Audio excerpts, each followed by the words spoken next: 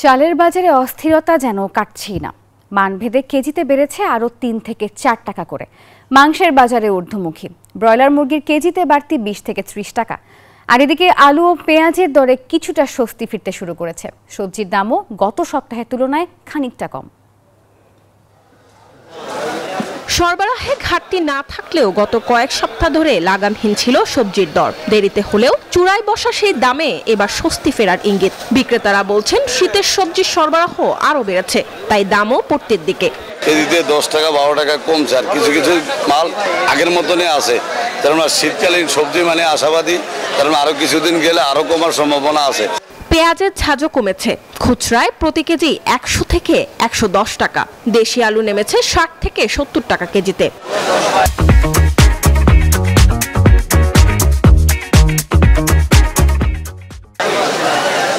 এদিকে চালের বাজার আগের মতোই অস্থির। মানভেদে প্রতি কেজিতে বাড়তি আরো ৩ থেকে ৪ টাকা। বিক্রেতারা বলছেন মিল পর্যায়ে দাম বেশি, যার প্রভাব পড়েছে খুচরা ও পাইকারিতে। আমরা যে আড়তদারতে মাল কিনেছি, আড়তদারের মোকামের দাম বেশি, বলতেছে ধানের দাম বেশি। কিছু লোকাল সিন্ডিকেট আছে, এদের কারণে বাজার নিয়ন্ত্রণ করা যেতেছে না। সরকারের উচিত লোকাল সিন্ডিকেট নিয়ন্ত্রণ করা। সরকার পক্ষ থেকে যদি বাজারটা মনিটর করে আমাদের দিকে তাকায় যদি কিছুটা বাজার কমের দিকে আসে, তাহলে আমরা খায়া পরে কি বাঁচতে পারি। আমরা তো মধ্যবিত্ত পরিবার। মাংসের বাজারও চড়া, ২০ থেকে ৩০ টাকা বেড়ে ব্রয়লার মুরগি কেজি ২১০ টাকা।